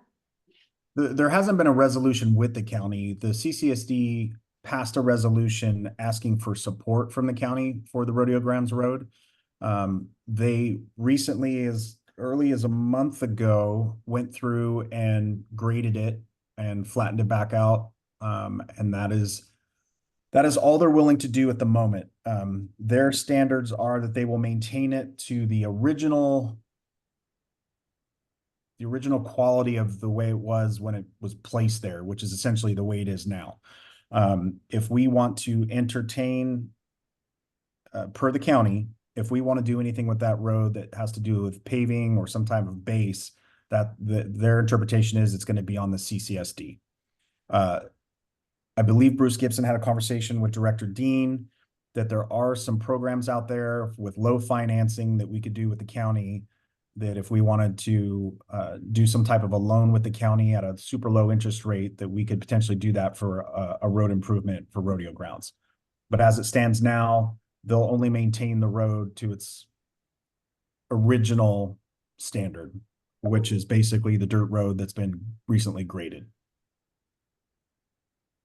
So going forward, I mean, because it seems to me like you never take no from the county. And maybe this is something we can revisit offline or talk about so that I can get a better understanding of what we could possibly do. Are there any thoughts or ideas about putting pressure on the county to maintain or to do something about this road? We'll continue the dialogue, but the feeling I get, especially with the deficit that they're in, we're not gonna make much headway on this project with them, getting them to pave it. We can continue the conversation with them. NCAC is tomorrow night. I'm sure we could bring it up again, but they've said it multiple times that they're not in the position to do this. My interpretation is they have no intention of paving that road, and that if we want it done, it would be on the back of the CCSD. And I know this is kind of an extension of this road project, but we have a kind of a very, very busy intersection right there when you go from Burton to Rodeo Grounds Road with no signage, no crosswalks for the people coming down from the lodge. I mean, that's kind of a really super big issue. So, I mean, I was planning on bringing it up at NCAC, but I definitely don't want to step on toes if that's something that you're already talking to the county or anyone else about. Yeah, we'll continue to engage the county, but it's going to be a process. It's nothing that's going to happen overnight, you know, so I would just temper expectations while we continue to work with the county. Okay. Okay. All right. I have to jump off, everybody. I'm heading to agenda review with the board president, vice president. So thank you. Have a great day. Thank you very much. And then the last item is the trail connecting Fiscalini West Ranch with East Ranch, under the highway or something. And nothing has really been done with that. I have an update on that. I You was have an there, update? yeah, I was there a week ago and took a photo of a family that I was gonna put online and realized putting photos of people online is probably not the proper thing to do. But it's a family of 5 with 5 bikes going up the hill from the west, from the east side to get over to the west side. And they are struggling up that hill to get to the highway, and I think they're gonna die at the highway. Because they're just a cute little family coming to town and got on their bikes, and they said, hey, this town wants us to ride our bikes across here. How welcoming is this? Until they run into this wall that says, what are we doing? So it was abundantly clear that that is a huge issue. But then later on in the very same run, I come up a Burton, I'm coming back across the face of the lodge, and there's a lady with walking her 3 dogs, and there should be a note to people, don't come to town with 3 dogs, because if you try to walk here in front of the lodge, you're gonna die. Because she also had her 7-year-old on a scooter, which all seems very normal in a tourist town when it's middle of summer, that should be fine. And it is a dilemma for this lady, and you see fear on her face because she doesn't really know what to do. Whether she should keep going forward because it may come to an end, or she should turn around, and she's stuck. And I'm thinking, this has gone on for 20 years and we haven't done anything. And it was just frustrating to see it manifest itself just over and over to people that don't know any better. It's one thing if it's us, right? But when it's tourists, So I 100% agree with you. Also had an experience because I go under the bridge to get from the East Ranch to the West Ranch. And encountered someone doing meth who had a machete. And that was a little heart thumping too. So, I was trying to avoid running across the freeway and not dying. And I ran into that instead. So it is a pretty big issue. I think one of the things that I am looking to do, at least as a starting point, is forcing Caltrans to put a sign that says that people are crossing. Because you see that along the coastline in Morro Bay and Cayucas. We have nothing here, so, it seems like that at the very least would be something that we could accomplish, so that's kind of where my target is on that one. So it's kind of a crossing indicator. Yeah, Good point. so that's my report for our goals, and Great. We have one hand up, from the Schwartzes. Thank you, Chair Thomas. Just back up to the vacant parcel item. I want to read a comment which I sent in. So the task description from the goals report mentions a spreadsheet framework for each parcel. There is an existing vacant parcel spreadsheet in the June 2010 Cambria vacant parcel assessment prepared by the Land Conservancy of San Luis Obispo for the district. This report covers every vacant parcel in Cambria, including CCSD owned parcels and privately owned parcels. Color-coded maps show the location of each parcel along with its conservation value. The vacant parcel assessment includes several appendices which provide a step-by-step guide to show how the spreadsheets were created and populated and what software was used. I think this would be very useful to the ad hoc committee. The 2010 vacant parcel assessment should be available from the district. It is also available from the Cambria Forest Committee.org website. The link to the document is shown on the right side of the homepage as TDC document Cambria vacant parcel assessment. It's a really interesting read if you're trying to spread up a spreadsheet framework for this task. So that's my comment. Thank you very much. Jeff, I imagine you'll follow up on that. Well, I'm familiar, yeah, thanks, Crosby. I'm familiar with those spreadsheets and maps and all that. I've seen that before. David has done his own inventory as far as I know. I don't know the intersection of the two. I can't be 100% sure whether he's used Fulcrum to utilize, that's the system that he's used, the software that he's used to identify. But he apparently, I've not seen it, but he apparently has an inventory spreadsheet. What data is on there, and I'm aware of the data that the Land Conservancy put into those spreadsheets and on those maps, the priorities and all of that, and it's great information. I'll be honest, I'm not sure the next steps in trying to incorporate the data and the information to build a, I guess, some planning for those vacant lots, open parcels. So that, I think, back to the goal, is that's what that goal is designed to try and accomplish. But I am familiar with the Land Conservancy data that you provided, Crosby, so thank you. So let's wrap on this topic. Any other questions? Then because the crowd is here for topic 6D. I apologize that it's taken till 3:36 to get here, but all right, let's introduce topic 6D, update from the East Ranch Community Park Plan Ad Hoc Committee. I'll talk just a bit about what we've done to date.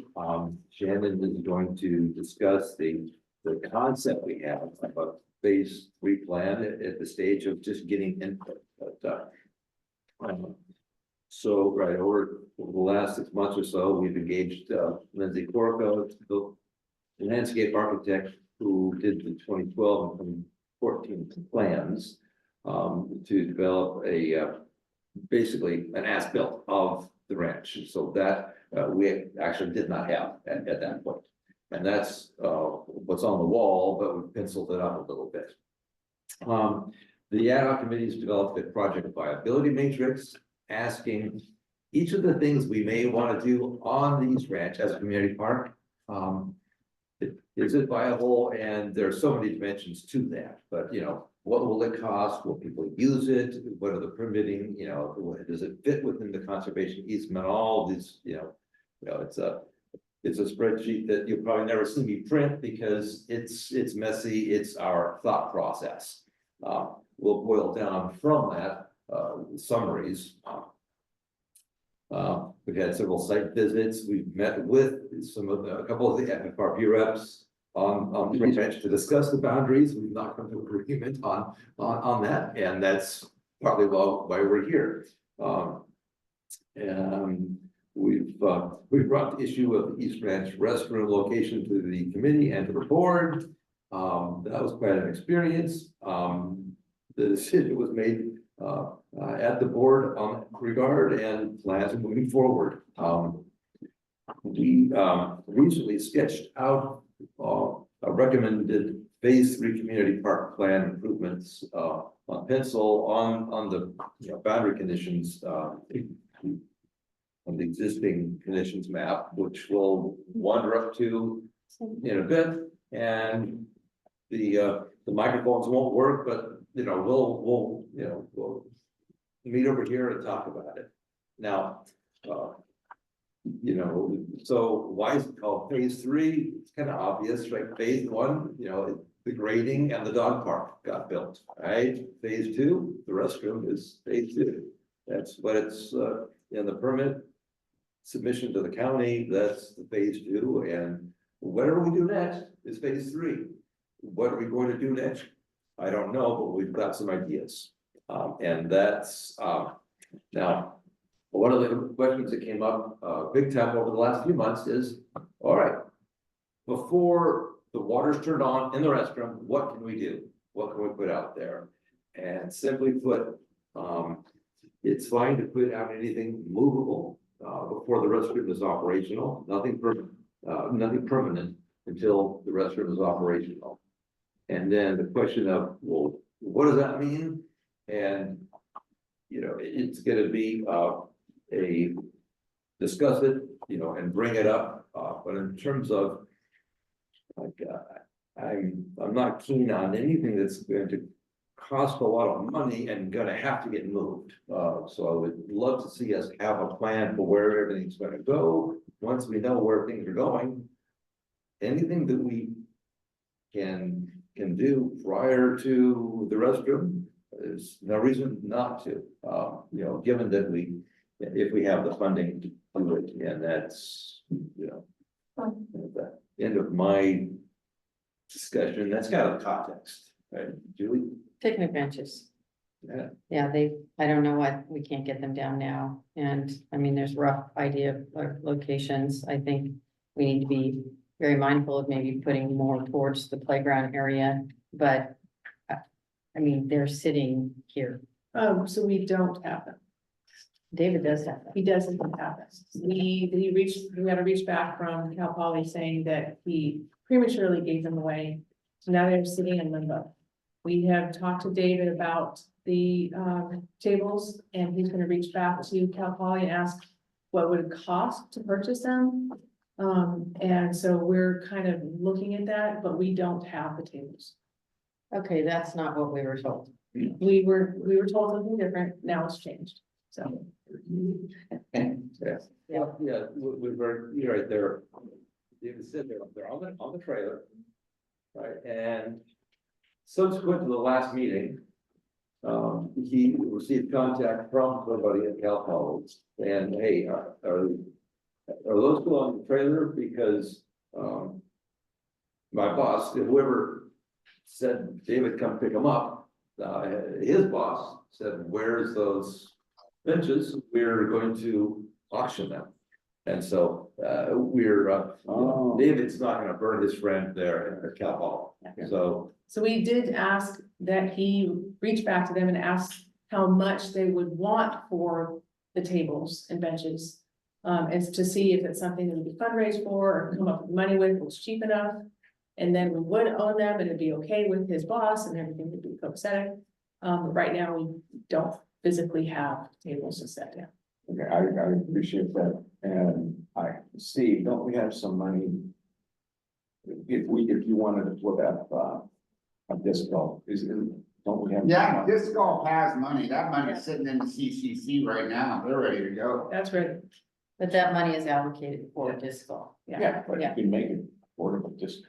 Absolutely. It's not like you don't need a permit, but you can ask them. Yeah. No, we can't, that's a whole nother subject, but we could do portable baskets. Sure. So let's transition Yeah. to Yes. Shannon, talk through, you know, high level phase 3 plan. Our time is running short, but one thing that we absolutely want to do is, you know, introduce this to the level that you need to, so that we can hear our friends from FFRP, you know, what their thoughts are. So I would just like to preface this by saying that all the maps, even before, have all been concept maps. They have not been hard, fast, this is what we're doing maps. And this right here is, of course, a draft of a concept map. It is not, nothing is set in stone. We penciled out general areas that are pretty much in alignment with past maps for things such as the playground. Of course, there's the addition of disc golf. And maybe even back up and say that we have a matrix that we're using to look at the viability of each one of these projects that we're setting on this map to see if we can afford it, if the maintenance is easy enough. If it's doable, if it's a project that requires too much construction, that's just absolutely undoable. So we have selected the projects that we think are viable projects that we can fundraise for, that we have money for, that fit within the general scope of recreation on the East Ranch. And those are what we've included on this particular map right here. Again, just a pencil map, just a concept, just an idea. I want to say that over and over and over. We included the disc golf, a playing field, a sand volleyball court, a large picnic area that would include cornhole and horseshoes. And then the playground, of course, which is going to be one of our biggest and I'm most excited about projects. And then the loop trail that just circumnavigates the East Ranch. So that we, of course, I think the trail down the middle will stay where it is because people walk that trail. But we would like to cultivate a loop trail so that you go in a nice loop around the edge, and then when it's wet down the middle, which becomes a lake, it's nice to just be able to walk around the sides where it's not so wet. So does anyone want to get up and actually look at the map? Let's do. See how happy it is, or is this, we've seen nothing. I've seen it. You've seen our kids' one? No, they came out with the agenda. Yeah, came up with the agenda. Just so if anyone has. It was bigger. Yeah, so the disc golf, again, winding its way around, I guess the south side of each ranch. And one of the details that we have along the south side, we have actually someone who's designed it. And 90% of Aaron's shots will go to the left. That keeps the shot from going out to the middle where people might be. And it kind of tucks in along the trees and some really nice spots on the south side, which are something that is not really, or basically is not necessarily watch. And it makes you some really nice and looks and things on that area. So it's really, really fun. And then ends back in the middle, and then you can back out. Play area. One of the other kind of big issues with our space is that we have lost all of this. So everything behind It's us doable is not available. and low maintenance. So that's a considerable amount of land that we could use for a nice barn right there or something, vegetation. So the play area is basically the same place as before. It's nice because it's a pedestrian bridge or the parking lot. You have to kind of scoot access to the play area.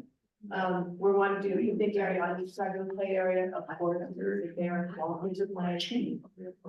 Restroom is, where they said it should be, we don't know how long way it is to go to the restroom. And then the loop trail, we're considering it right, basically it's already there, so we all walk it, I walk it all the time. But it would be a little bit more. And you talked about the trail that goes to the middle, that was, it's like, right, it's right here, and when it comes down here, then it goes to the middle. This right here is the sewer line, and so this is with tips. They have every right to do that, because they're on the sewer line and the back of the truck out there, so that's already taken care of. So we're talking about just doing volunteers to do more wood chips, so it's just have a thing that happens across our lifespan. Have to work with Viscalini, which is why I was kind of hoping you guys want to sit up and talk about this. So. Would you prefer to? I would prefer to be on the record, yeah, but not on the record. So, and I suspect the main issues that you want to discuss is, as we sketched it, on number 8, side of this APM.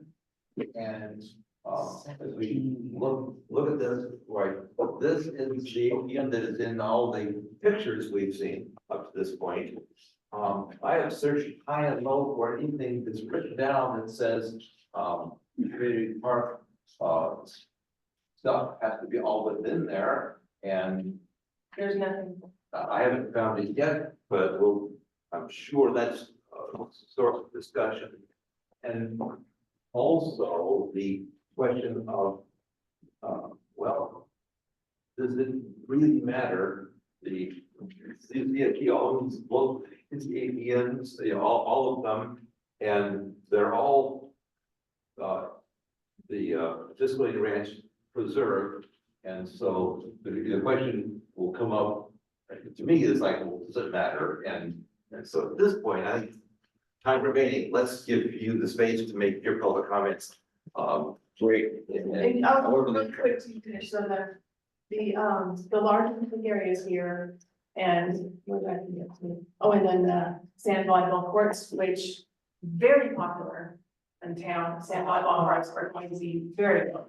So Where is the maintenance building going? we haven't plunked that down yet, because originally he thought it was gonna go here, and we talked to David about, he's gonna know our facilities Over there. here. Okay. So if we can tag on to that somehow, that'd be optimal, since we're losing all that space.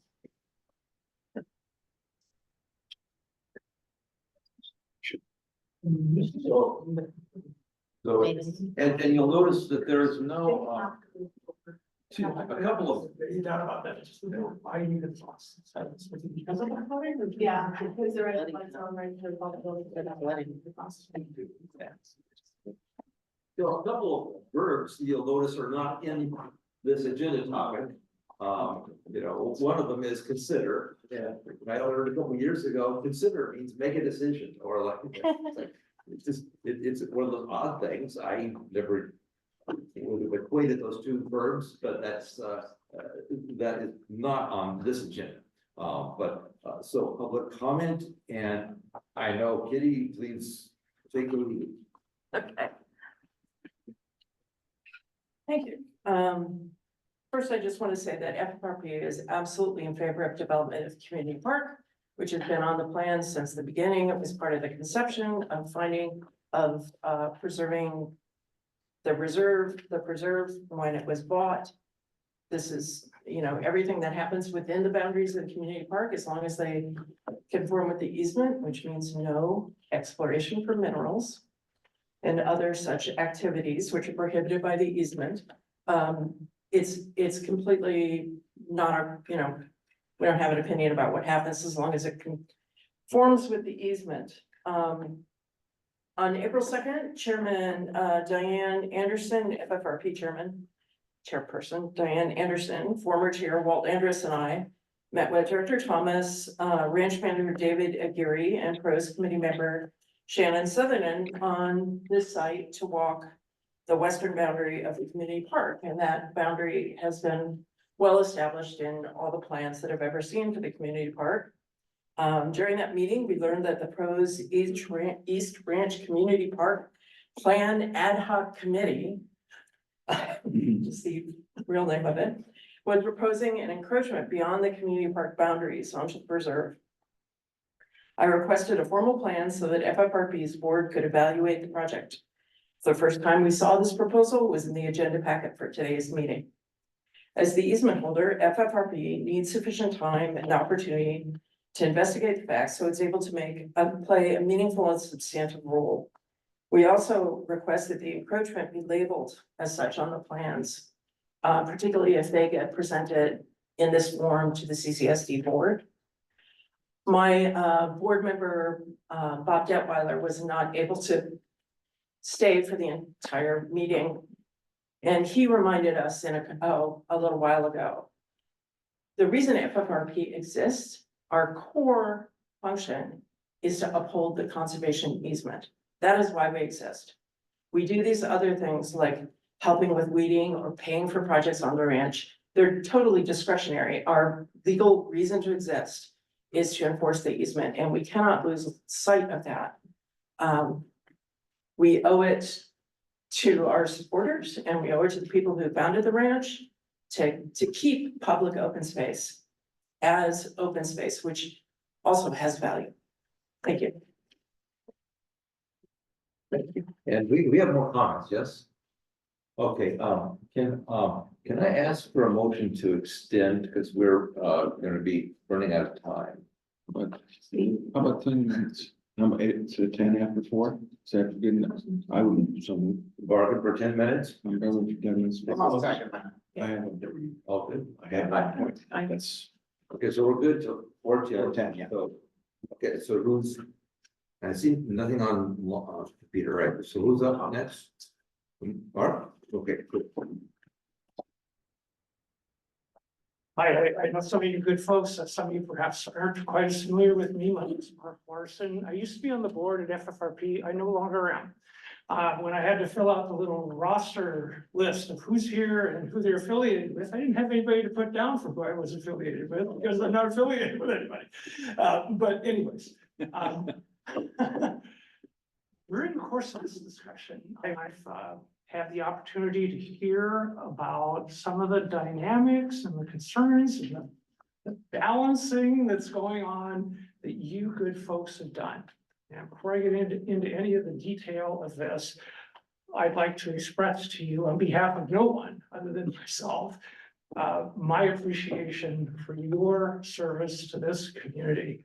It is like knock it out of the park. It's a Otani home run over the left field fence. I'm so appreciative to you good folks. But throughout this, I haven't heard any mention. I may have missed some of it. I'm sitting back here and the hearing is going. So if I missed it, I missed it, and I apologize for that in advance. But I haven't heard any mention of one of the key concerns associated with not only the East Ranch development, but also getting across Highway 1 and how to get across Highway 1 and the like, because these issues already have been addressed. And they've been addressed in a document that the CCSD is a party to. And that's a document called the East-West Ranch Public Access and Resource Management Plan. Here's a copy. It's 60 some odd pages long, sets forth how to manage this asset that we call the Fiscalini Ranch Preserve. And one of the aspects of this agreement that comes out in no fewer than a dozen places within the document is the notion of maintaining the preserve. And as I hear talk about, and some indication visual help is always helpful for somebody like me, as I see the discussion sort of venturing beyond what we've understood thus far was to be the community park and the preserve, and this balancing process that you, I think perhaps unfortunate folks have to do on behalf of the community. I haven't heard any discussion about how those issues are addressed in the management plan. Because had we taken a closer look, a sharper look, a closer look at the management plan, what we would see is that the process of venturing beyond its four corners to expand it, to change it, to amend it, really, because that would have to happen with some of what's been discussed here. This document must be amended, perhaps even first in the process. There's a process for amendment that's set forth in the agreement. And the agreement says, here's how you go about amending it, folks. There's a back and forth, that sort of repartee that takes place there that is designed to maintain the preserve as the emphasis of the effort, as the priority of the effort. So as you take a look at this, and I'm seeing, yeah, maybe there's some violative action here. It wouldn't be the first time, by the way. This isn't sort of a new experience for this community. As you take a look at the management plan, I would suggest that you focus on the provisions within it that talk about and that address the nature of this relationship that exists, that some are fond of calling a partnership, myself included, between CCSD on the one hand and FFRP on the other. Take a look at it. incorporate it within your thinking and your deliberations and your balancing that you good folks are trying to undertake here. And I think what you'll see is that the management plan itself is a tool to be used in accomplishing your charter, the charter of this committee. And it's a good tool to use, and folks, we're stuck with it anyway, because everybody signed up to it. So take a look at the management plan. I think it will help you, it will help us, it'll help you get to where you want to be in terms of addressing this community park, the dog park, all of those types of issues here. So take a look, management plan. Well, thank you, and yeah, we've got copies here and as a committee, and we're all. We've read it. I've seen it. It's, Read it. I'll make this one brief religious reference. It's like the Bible, in this context. And yes, we're very familiar, and we've seen pictures of, and the statements that say the community park area, and there's a picture, but nowhere have we found, Mark, where it says APN number and such, and if we find that, then great, we're all in for the Holy Grail. But, yeah. In the conservation easement, it cites parcels. The parcel numbers. Right, I've seen that, but I haven't seen where it's designated Community park. parcel number. No, it says community park will be parcels 14, 15, and 17, something like that. But I don't know where those parcels are. And I think that's parcel 13, so I have no idea what they're talking about. Yeah, and they changed numbers, but well, thank you, I hope, It's in the easement, it's in the legal agreement, but I don't know, I don't have access to parcel maps, so yeah. I don't know where those are. Right. Yeah, but they're not free. You can't just get them. Oh. Yes. Better. I'm Ellie Etter. I'm an FFRP board member. I'm a donor. I'm a citizen of Cambria. So 35 years ago, the Fiscalini Ranch was sold to developers. And the fight began. They said that you would no longer have access to the ranch. And we said, we don't think so.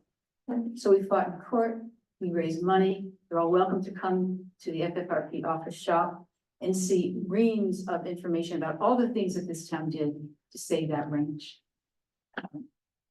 And nobody thought we could save it. We're a tiny town, we're not Santa Barbara. But 25 years ago, we did. We paid for the ranch.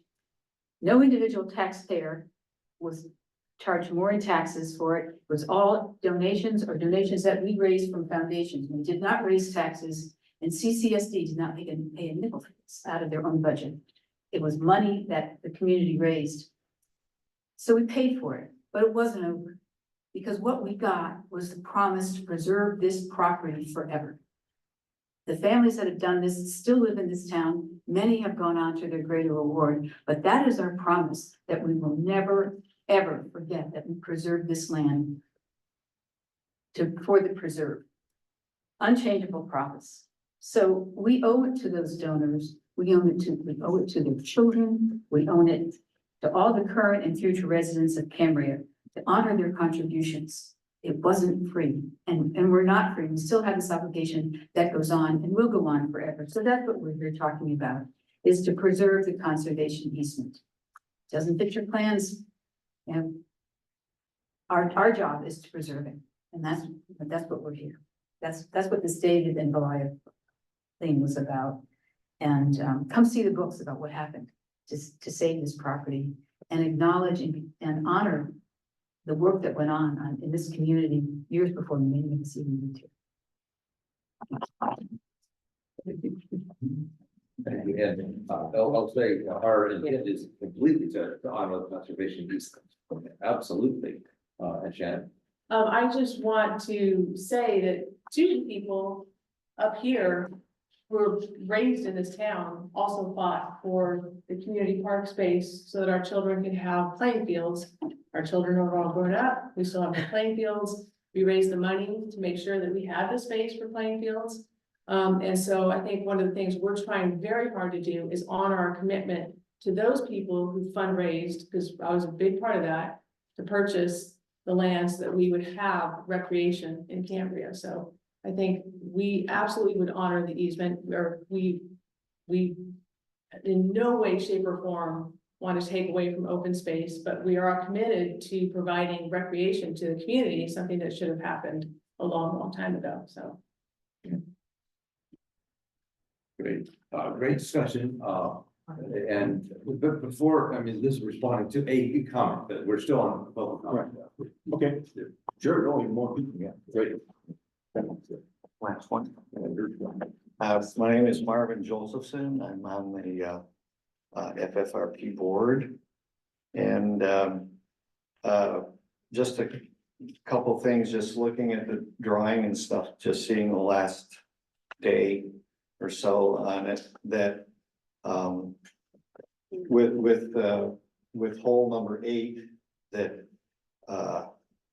of the plan that appears to be outside the boundaries and on the easement, that it looks like, according to that it is the launch area that is outside. And what I found kind of curious was going through, from 1 to 9, that when someone arrives at a basket, it's a few feet away is the launch area for going to the next hole. But on this one, it seems people are launching from 7, they're going to the basket, and then there's a much longer walk to even, which leads you out of the community park boundaries to launch on 8, and it just doesn't seem to, make sense. Maybe it's, more exciting or whatever to do that, but then it brings in to issue all the things that have already been brought up.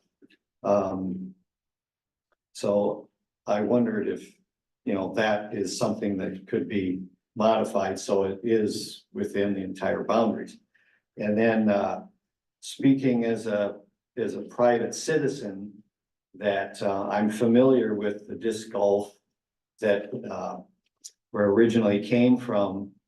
And there was a disc golf park in Huntington Beach Central Park. And one thing I think through the planning and whoever installs it, one thing you have to be very aware of, that you may want to ensure that where the baskets are that the chain, that there's metal posts and metal chains. And walking in Huntington Beach Park, you could definitely hear chink all the time. And so you have to be aware of the residents who live near there and above there. That sound's gonna carry like crazy. So possibly they could use plastic chains and plastic poles or something like that that wouldn't make that noise and stuff, and you could still have a game. It's just something to note that as it moves forward. So that's about it. Is there anyone behind the podium that I'm not saying? No, 7 people are behind the podium. Well, Dennis Dujic has his hand up. Let's hear. Dennis, go ahead. Thank you very much. Can you hear me okay? Yeah. Okay, I'll keep this brief because I can see we're at the end of the time. I just want to bring up again, if certainly for not for discussion now because we're out of time, but for a future agenda item, to please add to this package the Santa Rosa Creek flood risk reduction plan as an element of the ranch management plan and future plans for the East Ranch. We really need to see a flood risk assessment. We need to look at, the flood risk is mentioned on page 10 in the risk Fiscalini Ranch plan. It's 1 paragraph. And beyond that, there's really never been any attempt to figure out, okay, what's going on out there? And are our management practices exacerbating the flood risk? Or are we reducing the flood risk? And this has to be done in conjunction with the fire risk management, because a lot of what goes on out there is managing the fire risk, leaving logs behind, et cetera. And we've talked about this in other meetings. So if you could add that to a future agenda item, coordination, of course, with David Aguirre, looking at the coastal development permit that I understand he's working on right now, agency coordinations, of course, with FFRP, budget ramifications, funding sources, getting as far as let's come up with a plan and schedule to move forward. There you go. Thank you very much. Can I address Mr. Dusick's comments? He made those comments a couple of months ago, didn't really know what he was talking about. Spent some time out by the creek looking at, trying to figure out what he's talking about, and it's pertinent. Just from my unknowing what's going on, it looks to me like the creek is really driving towards the pump station there on the backside of the creek. So I don't know if that's specifically, but there is stuff going on back there that we need to mitigate it somehow. Steve, I move that we extend the meeting for another 5 minutes. I'll second that. Thank you. Yeah, so anyway, it's real and that's an important thing. I don't know whose jurisdiction that is. There are federal regulations on touching a creek. That is something so outside the scope of our group here. Right, it's pretty clear that it's not a pros committee issue, but the issue is raised. I'll have a chat with our general manager and say, where does that fit in? Yes. And if I could just respond to one comment, you made a pretty sweeping comment. It's not a pros committee issue because you identified the issue as being a creek issue. It's not so much a creek issue as it is a creek bank issue.